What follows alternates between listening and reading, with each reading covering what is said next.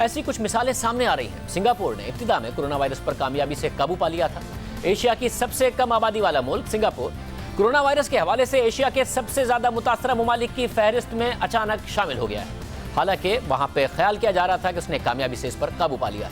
चीन और भारत के बाद सिंगापुर में सबसे ज्यादा कोरोना वायरस के केसेस रिपोर्ट हो रहे हैं। सिंगापुर, जिसकी आबादी सिर्फ 57 लाख है, वहां अब तक 14,000 से ज्यादा केसेस रिपोर्ट हो चुके हैं और उसने जापान को पीछे छोड़ते हुए एशिया के 3 सबसे ज्यादा मुतासरा ममालिक में अपनी जगह बना ली है। जबकि सिंगापुर में ज्यादातर केसेस उन गैर मुल्कियों के हैं जो सिंगापुर में मुलाजमत करते हैं, मजदूरी करते हैं और सिंगापुर में गुजारा करने के लिए एक छोटी सी जगह पर रहते हैं। और एक साथ बहुत से मजदूरों का रहना उनमें बड़ी तादाद में केसेस के फैलाव का सबब बना है।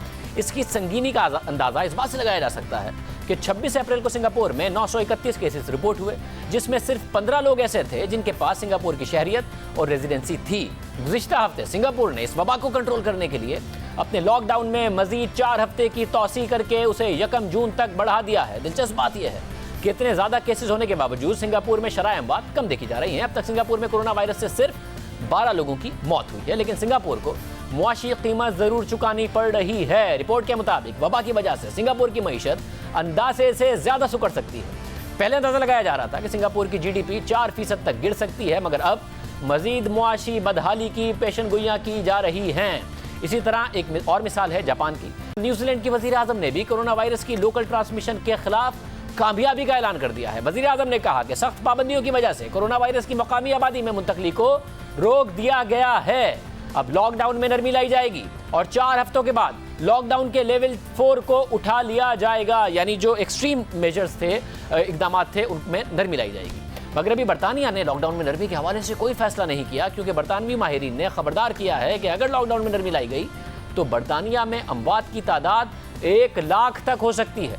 इस वक्त बरतानिया में हलाकतों की तादाद 20,000 है। बरतानवी वजीर आजम बोरिस जॉनसन भी कोरोना वायरस से सेहतियाब होकर अपने दफ्तर वापस आ गए हैं और उन्होंने कहा है कि अभी लॉकडाउन में नरमी के बारे में कुछ नहीं कह सकता।